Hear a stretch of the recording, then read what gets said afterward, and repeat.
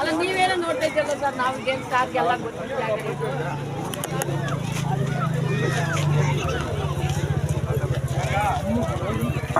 ಎಲ್ರಿಗೆ ನಮಸ್ಕಾರ.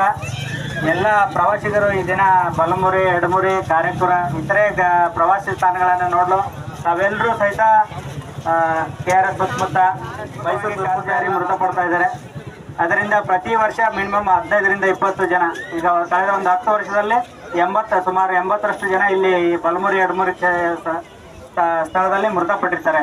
ಈಗ ಆ ಸಂಬಂಧಪಟ್ಟಂಗೆ ಹಲವಾರು ಬಾರಿ ಅವೇರ್ನೆಸ್ ಕಾರ್ಯಕ್ರಮಗಳನ್ನು ಎಲ್ಲವನ್ನು ಮಾಡಿರ್ತೀವಿ. ನಿಮ್ಮ ಸುರಕ್ಷತೆ ನಿಮ್ಮ ಕೈಯಲ್ಲಿದೆ. ಪ್ರತಿ ಒಂದು ಸರಿ ನದಿಗಿಳಿಯೋದಾಗ ಯಾವ ರೀತಿ ಇಳಿಬೇಕು ಅನ್ನೋದು ನಿಮ್ಮ ಜವಾಬ್ದಾರಿ ಇರ್ತದೆ. ಕುಟುಂಬದೊಂದಿಗೆ ಬಂದಿರ್ತಾರೆ. ಅಪಾರ ಸಾವು ನೋವು ಆದಾಗ ಅವರೆಲ್ಲ ಒದ್ದಾಡೋದು, ಅಳೋದು, ಕಿರ್ಚೋದು ಎಲ್ಲ ಮಾಡ್ತಾರೆ. ನೋವನ್ನು ಕೇಳ್ಕೊಳ್ಳದೆ ಎಷ್ಟೋ ಜನ ಹಂಗೆ ಸ್ನಾನವನ್ನು ಮಾಡ್ತಾ ಇರ್ತಾರೆ. ಅದಲ್ಲದೆ ಪ್ರವಾಸಿ ತಾಣಕ್ಕೆ ಬರ್ತಾರೆ, ಸುಮಾರು ಗಾಡಿಗಳಲ್ಲಿ ಬೆಲೆ ಬಾಳುವ ವಸ್ತುಗಳನ್ನು ಇಡ್ತಾರೆ, ಕಳ್ತನ ಆಗ್ತವೆ. ಆಮೇಲೆ ಸರಿಯಾಗಿ ಲಾಕ್ ಮಾಡ್ಕೊಳ್ಳಲ್ಲ. ಈಗ ಚಿನ್ನ ಒಡವೆಗಳನ್ನೆಲ್ಲ ಹಾಕೋತಾರೆ.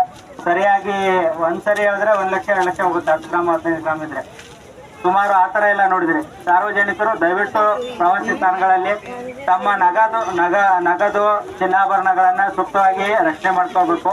ಮತ್ತು ಅನವಶ್ಯಕವಾಗಿ ಪ್ರದರ್ಶನಕ್ಕೆ ಇದನ್ನು ಮಾಡಬೇಡಿ.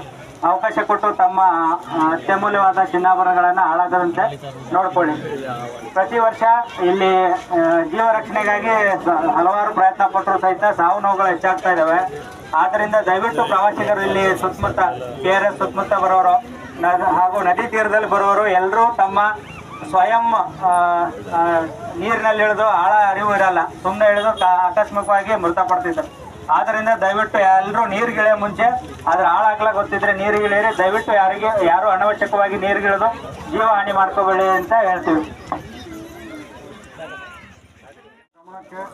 ವಿಶೇಷವಾಗಿ ದೂರದಿಂದ ಬಂದು ಪ್ರವಾಸಿಗರು ಈ ಸ್ಥಳವನ್ನು ನೋಡಿದ್ರೆ, ನೀರನ್ನು ಆಳವನ್ನು ನೋಡಿದ್ರೆ, ಒಂದು ನೀರಿನಲ್ಲಿ ಆಟ ಆಡಿ ಮೈ ಮರೆತು ನಿಮ್ಮ ವಯಸ್ಸಿನ ಮಿತಿಯನ್ನು ಮೀರಿ ಆಟ ಆಡಬಹುದು. ಹಾಗೂ ಟ್ರೈನು ಮತ್ತು ಬೆಲೆಬಾಳುವ ವಸ್ತುಗಳ ಬಗ್ಗೆ ನಿಗಾ ಇರಲಿ.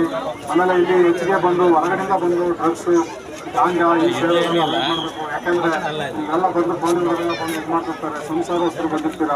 ನೀವು ದಯಮಾಡಿ ಕಾನೂನಿನ ಬಗ್ಗೆ ಅರಿವು ಮೂಡಿಸಿಕೊಂಡು ನೀವು ನಿಮ್ಮ ಮನಸ್ಸಲ್ಲಿ ಯಾವುದೇ ಥರದ ಸಂಕೋಚ ಇಲ್ಲದೆ ಈ ಜಾಗಕ್ಕೆ ಒಳ್ಳೆಯ ದೇವಸ್ಥಾನ ಜಾಗಕ್ಕೆ ಬಂದು ಒಳ್ಳೆಯದು ಮಾಡಿಕೊಂಡು ಆಮೇಲೆ ಕೆಟ್ಟ ಇವುಗಳನ್ನು ಮಾಡದೆ ನಿಮ್ಮ ಕಾನೂನನ್ನು ಕಾಪಾಡಬೇಕು ಅಂತೇಳಿ ನಾವು ಶ್ರೀರಂಗಪಟ್ಟಣ ಸಬ್ ಡಿವಿಷನ್ ಪರವಾಗಿ ಕೇಳ್ತಿದ್ದೇವೆ. ಅವರೇ ಯಾರು ವಯಸ್ಸಾದವ್ರು ಸಾಧ್ಯಿಲ್ಲ.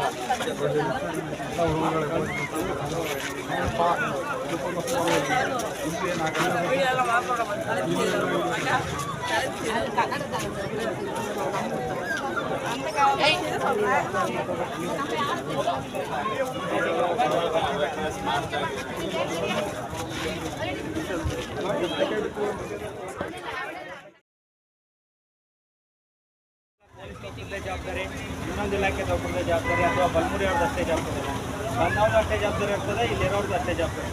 ಎಲ್ರಿಗೂ ಸಮಾನ ಜವಾಬ್ದಾರಿಗಳಿರ್ತದೆ. ಆದ್ದರಿಂದ ಅಂಗಡಿ ಮುಂಗಟ್ಟುಗಳಲ್ಲಿ ಅವ್ರು ಏನಾರು ವ್ಯಾಪಾರ ವಹಿವಾಟು ಮಾಡ್ತಿದ್ರೆ ನೀಟಾಗಿ ಹೇಳಿ. ನಿಮ್ಮ ವ್ಯಾಪಾರ ವಹಿವಾಟಕ್ಕೆ ಯಾರು ತೊಂದರೆ ಕೊಡೋಲ್ಲ. ಬಟ್ ನೀವು ಕಾನೂನುಬದ್ಧವಾಗಿ ಏನಿದೆ ನೀಟಾಗಿ ಮಾಡಿ.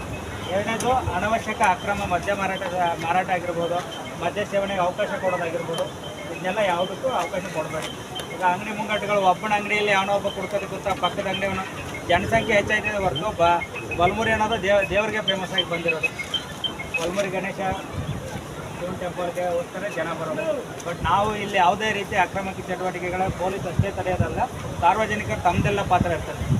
ಆದ್ದರಿಂದ ದಯವಿಟ್ಟು ಸಾವು ನೋವುಗಳಾದಾಗ ತಾವು ನೋಡಿದಿರಿ, ಸುಮಾರು ಹೆಚ್ಚು ಜನ ಹೆಂಗೆ ಗೋಳಾಡ್ತಾರೆ, ಪಾಪ ಅವ್ರು ಒದ್ದಾಡೋದು ನೋಡಿದಿರಿ, ಯಾವ ರೀತಿ ಆಕ್ರಂದನೆ ಇರ್ತದೆ. ಅವನ ಪಾಡಿಗೆ ಎಷ್ಟೋ ಜನ ಅವ್ರವ್ರ ಪಾಡಿಗೆ ಅವರು ಹಂಗೆ ಎಂಜಾಯ್ ಮಾಡ್ತಾ ಇರ್ತಾರೆ.